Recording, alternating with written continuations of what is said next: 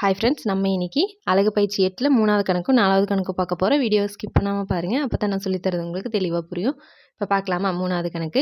ஒரு நிகழ்வின் பரவல் கீழே கொடுக்கப்பட்டுள்ளது. XF கொடுத்துருக்காங்க. எக்ஸில் K, 2K, 3K, 4K, 5K, 6K இந்த மாதிரி கொடுத்துருக்காங்க. அப்புறம் F வேல்யூஸ் கொடுத்துருக்காங்க. அட்டவணையில் K ஒரு மிகை முழு விளக்க வர்க்க சராசரியானது 160 எனில் Kயின் மதிப்பை காண்க அப்படின்னு கேட்டிருக்காங்க. சரியா? இந்த கணக்கை நான் எந்த முறையில் போடுறேன் அப்படின்னா படிவிலக்க முறையில் போடுறேன். ஏன்னா நம்ம சி வந்து இங்கே இடைவெளியின் அகலம் கேன்னு எடுப்போம். அப்போ டேபிளில் சியால் வகுக்கும்போது நம்மளுக்கு கே கேன்சல் ஆயிரும், அந்த நம்பர் மட்டும் கிடைக்கும். அதனால் நான் இந்த கணக்கை படிவிலக்க முறையில் எடுக்க போகிறேன். ஓகேவா? படிவிலக்க முறையில் விளக்க வர்க்க சராசரி கணக்கிடுறதுக்கான formula sigma square equal to summation FD square by n minus summation FD by n the whole square into C square. ஓகேவா? இங்கே என்னங்கிறது கேபிட்டல் என். இதில் நம்மளுக்கு என்னெல்லாம் வேணும்னு பாருங்கள். கேபிட்டல் என் வேணும். கேபிட்டல் என்னன்னா என்ன, அவங்க கொடுத்துருக்குற அந்த எஃப்எல்லாம் கூடுதல் கண்டுபிடிச்சோம் அப்படின்னா அதுதான் கேபிட்டல் என். அதுக்கப்புறம் சமேசன் FD வேணும், சமேசன் FD ஸ்கொயர் வேணும், சி வேணும். சிங்கிறது பிரிவு இடைவெளியின் அகலம், அதை நம்ம எடுத்துக்கலாம். ஓகேவா? இப்போ டேபிளில் நம்ம என்ன கண்டுபிடிக்கணும்? சமேசன் FD வேணும், சமேசன் FD ஸ்கொயர் வேணும். இப்போ டேபிள் போடலாமா? ஃபஸ்ட்டு அவங்க கொடுத்துருக்குற எக்ஸையும் எஃப்ஐயும் எழுதிடலாம். எக்ஸில் என்னெல்லாம் கொடுத்துருக்காங்க? K, 2K, 3K, 4K, 5K, அப்புறம் 6K. எஃப்பில் 2, அப்புறம் எல்லாத்துக்குமே 1 1 தான் இருக்குது. சரி, இப்போ டி கண்டுபிடிக்கலாம் பாருங்கள். படிவிலக்க முறையில் டி கணக்கிடுறதுக்கான ஃபார்முலா என்ன? X minus A by C. இங்கே ஏங்கிறது என்ன? ஊகச்சராசரி. ஊகச்சராசரிங்கிறது இந்த எக்ஸில் பாருங்கள் மொத்தம் எத்தனை இருக்குது? 1 2 3 4 5 6 இருக்குது. 6ல் மேலே 2 கீழே 2 விட்டுருங்க. அப்போ நடுவில் இருக்கு இல்லையா இந்த 2, இதில் எதை வேணால் நம்ம ஊகச்சராசரி ஏவாக எடுத்துக்கலாம். நான் இங்கே 3Kங்கிறத ஏவாக எடுத்துக்கிறேன். அடுத்து பாருங்கள், சிங்கிறது என்ன? பிரிவு இடைவெளியின் அகலம்னு சொல்லுவோமா? இங்கே அப்படியே லைனாக தான் இருக்குது. K, 2K, 3K. அப்போது கேன்னு எடுத்துக்கலாம். C equal to K. இவ்வளோதான். இப்போது அடுத்து பாருங்கள், இதில் நான் டி ஸ்கொயர் போடுறேன். இங்கே FD, இங்கே FD ஸ்கொயர். இப்போ டி போடலாமா? X minus A by C. எக்ஸ்லேருந்து ஏவை கழிக்கணும். கேலேருந்து 3K போகாது. அப்போது 3Kலேருந்து கேவை கழித்து இந்த ஏக்கான குறி இங்கே என்ன? மைனஸ். அதை போட்டுடலாமா? அப்போ 3Kலேருந்து கே போயிடுச்சுன்னா 2K மைனஸ் வருமா?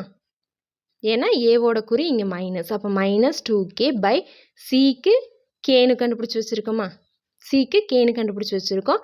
இப்போ கே கேன்சல் ஆச்சுன்னா மைனஸ் 2ன்னு வரும். அதே மாதிரி இதனால தான் நான் இந்த கணக்கை படிவிலக்க முறையில் போடலான்னு சூஸ் பண்ணேன். ஏன் அப்படின்னா இங்கே சி வந்து கேன்னு எடுக்கும்போது இங்கே கே கேன்சல் ஆச்சுன்னா வெறும் நம்பர் மட்டும் வரும். அடுத்து பாருங்கள், இங்கே 2Kலேருந்து 3K போகாது. அப்போ 3Kலேருந்து 2Kவை கழித்து மைனஸ் போட்டுடலாம்.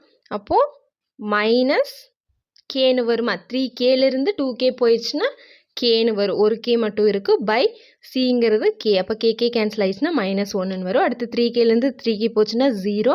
அடுத்து 4Kலேருந்து 3K போச்சுன்னா கேன்னு வரும். கே பை கே 1ன்னு வந்துடும். 5Kலேருந்து 3K போச்சுன்னா 2K பை கே.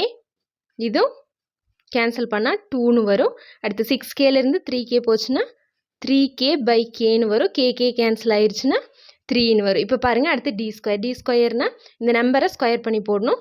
இங்கே மைனஸுங்கிறது ஸ்கொயர் பண்ணும்போது மைனஸ் இன்ட்டு மைனஸ் ப்ளஸ்ன்னு ஆயிடும். அப்போ வெறும் நம்பரை மட்டும் ஸ்கொயர் பண்ணலாம். பாருங்கள், 2 2 4 1 1 0க்கு 0 1 1 2 2 4 3 9. அடுத்து FDவா? FDன்னா என்ன?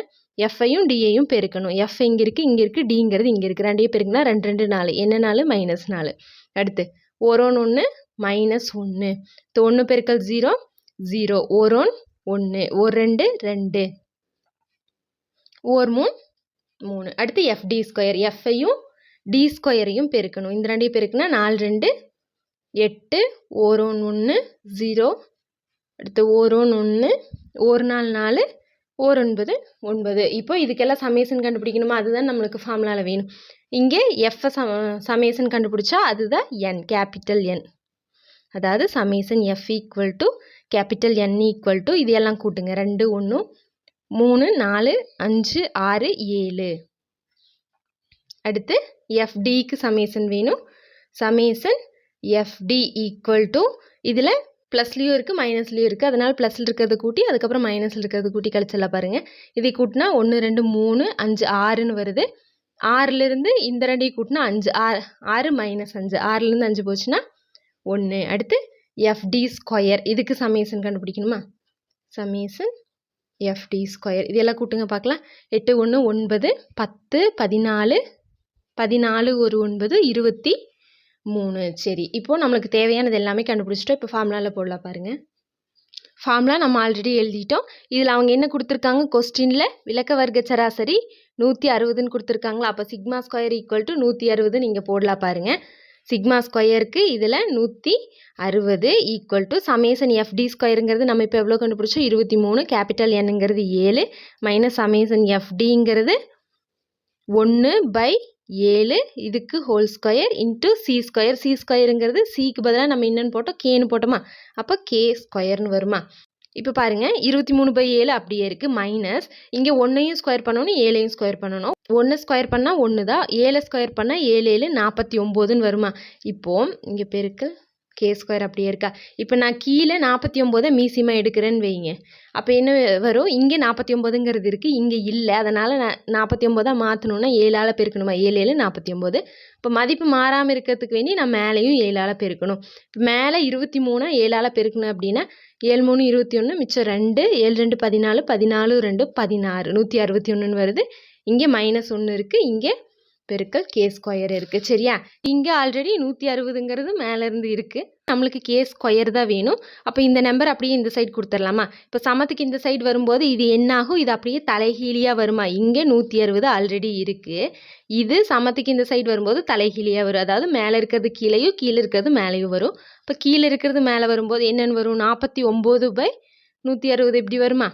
160/49ங்கிறது 49/160ன்னு வரும். இப்போ பாருங்கள் 160 160 கேன்சல் ஆயிடுச்சுன்னா அப்போது 49 ஈக்குவல் டு K ஸ்கொயர்னு இருக்கா. இப்போ நம்மளுக்கு K தானே வேணும். அப்போது இந்த ஸ்கொயர் இந்த சைடு சமத்துக்கு இந்த சைடு வரும்போது ரூட்டில் வரும், ரூட் 49ன்னு வரும்.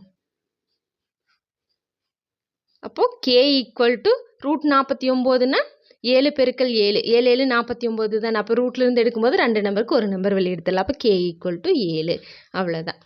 அடுத்து 4வது கணக்கு என்ன கொடுத்துருக்காங்க, செல்சியஸில் குறிக்கப்பட்ட வெப்பநிலை தரவின் திட்ட விலக்கமானது 5.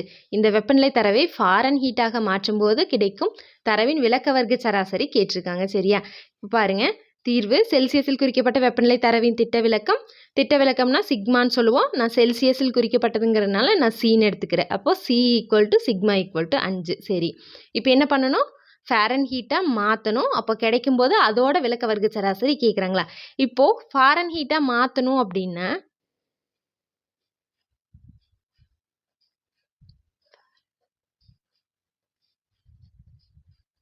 ஃபாரன்ஹீட்டாக மாற்ற நம்மளுக்கு ஃபார்முலா தெரியுமா, அதாவது F ஈக்குவல் டு 9/5 C + 32. சரியா, இதுதான் ஃபார்முலா. இப்போ ஃபாரன்ஹீட்டாக மாற்றணும் அப்படின்னா இதை கொண்டு வந்து இங்கே போடணும். பாருங்கள், ஃபாரன்ஹீட்டில் குறிக்கப்பட்ட வெப்பநிலை தரவின் திட்ட விலக்கம்.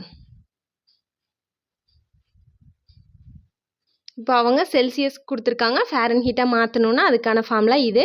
இப்போ அதுக்கான அந்த தரவின் திட்ட விலக்கம் கண்டுபிடிக்கணும் அப்படின்னா இந்த ஃபார்முலாவில் போடலாம் பாருங்கள். அப்போ F ஈக்குவல் டு 9/5. இந்த Cக்கு பதிலாக இங்கே Cக்கு நம்ம என்னென்னு வச்சுருக்கோம், 5ன்னு வச்சுருக்கோமா, அதை கொண்டு வந்து போடலாம். இந்த 32 + 32ங்கிறது நம்ம போட தேவையில்லை, ஏன்னா நம்ம ஆல்ரெடி எடுத்துக்காட்டு கணக்கில் கூட பார்த்துருக்கோம். என்ன அப்படின்னா நம்ம ஒரு நம்பரை கூட்டும்போது திட்ட விலக்கம் கூட்டினாலோ கழிச்சாலோ திட்ட விலக்கம் மாறாது. அப்போது இங்கே இதை நம்ம எடுத்துக்க தேவையில்லை, இதை மட்டும் பெருக்கினா போதும். பாருங்கள், அப்போ 5க்கு 5 கேன்சல் ஆயிடுச்சுன்னா F ஈக்குவல் டு 9ன்னு வருதா.